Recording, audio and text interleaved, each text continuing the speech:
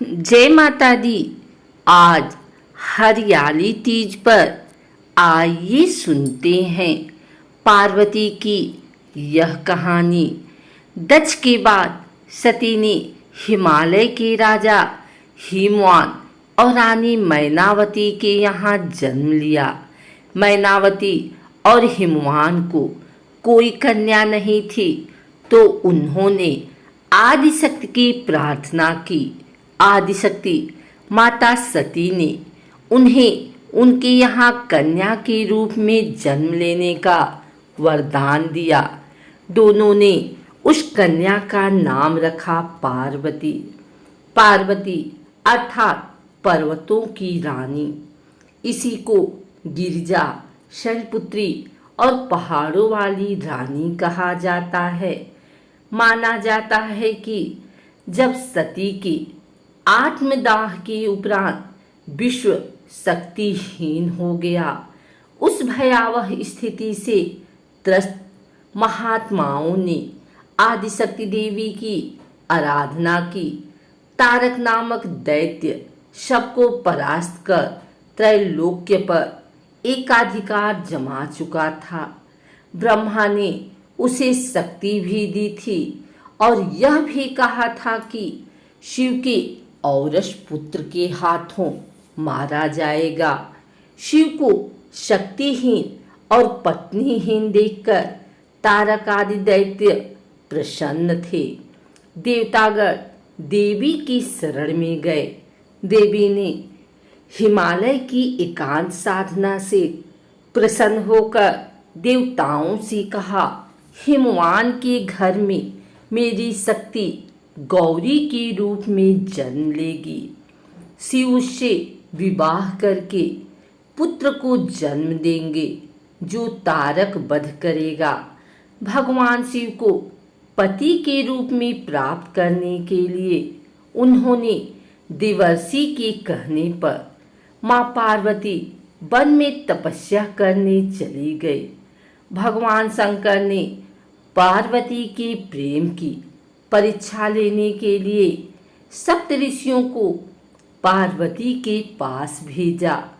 सप्तऋषियों ने पार्वती के पास जाकर उन्हें हर तरह से यह समझाने का प्रयास किया कि शिव अवघड़, अमंगल, वेशभूषाधारी और जटाधारी हैं।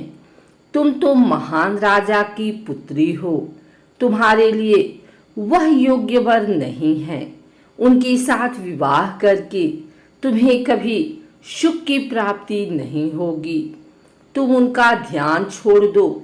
अनेक यत्न करने के बाद भी पार्वती अपने विचारों में दृढ़ रही।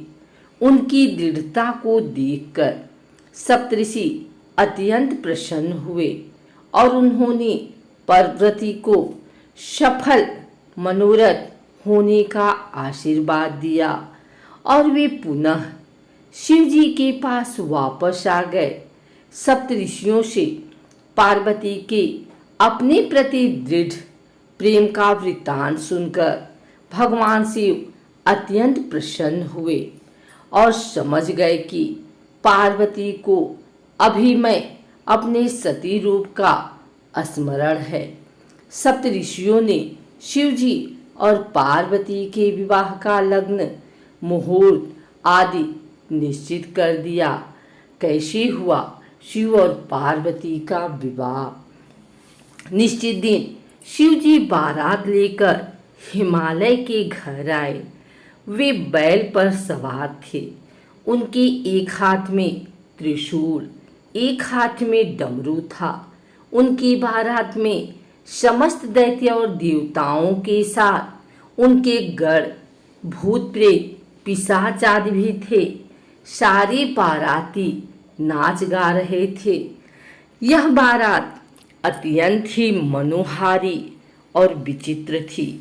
इस तरह शुभ घड़ी और शुभ मुहूर्त में शिव और पार्वती का विवाह हो गया और पार्वती को साथ लेकर शिव जी अपने धाम कैलाश पर्वत पर चले गए। मान्यता अनुसार राजा हिमवान ने पार्वती के मन की इच्छा जानकर एक पुरोहित और एक नाई को कैलाश पर्वत भेजकर शिव से अपनी पुत्री का विवाह प्रस्ताव भेजा। शिव के पास विवाह का प्रस्ताव लेकर पहुँचे पुरोहित और नाई के सामने शिव ने अपनी निर्धनता और साधुता इत्यादि की ओर संकेत करके कहा कि इस विवाह के औचित्य पर पुनः विचार करना चाहिए। पुरोहित के बार बार आग्रह पर शिव मान गए। शिव ने पुरोहित और नाई को विभूति प्रदान की। नाई ने वह विभूति मार्ग में ही फेंकते हुए क्रोधित भाव से पुरोहित से कहा, बैल वाले अवधूत से राजकुमारी का विवाह पक्का कर आए हो, तुम्हें कुछ तो सोचना था। नाई ने ऐसा ही कुछ जाकर राजा से कह सुनाया। पुरोहित का घर विभूति के कारण धन धान्य रत्न आदि से युक्त हो गया, लेकिन नाई को कुछ नहीं मिला। तब नाई को विभूति का राज पता चला और उसने पुरोहित से आधा धन देने का आग्रह किया। तब पुरोहित ने कहा कि इसके लिए तो तुम्हें शिव के पास ही जाना होगा। इधर नाई से शिव की दारिद्र्य इत्यादि के विषय में सुनकर हिमवान राजा ने शिव के पास संदेश भिजवाया कि वह बारात में समस्त देवी देवताओं सहित पहुँचे। इसके पीछे का कारण था कि पता चल जाता कि शिव की शक्ति कितनी है। शिव हंस दिए और राजा के मिथ्याभिमान को नष्ट करने के लिए विवाह के पूर्व उन्हें अपनी माया दिखाई और उनके दंभ तोड़ा। इस प्रकार से शिव और पार्वती का विवाह संपन्न हो गया। अगर आपको हमारी वीडियो अच्छी लगी हो तो इसे लाइक करें, कमेंट करें, शेयर करें। हमारे चैनल भक्ति गाथा को सब्सक्राइब करके बेल नोटिफिकेशन ऑल पर सेट कर लें ताकि आगे आने वाली वीडियो सबसे पहले आप तक पहुंच सके। धन्यवाद।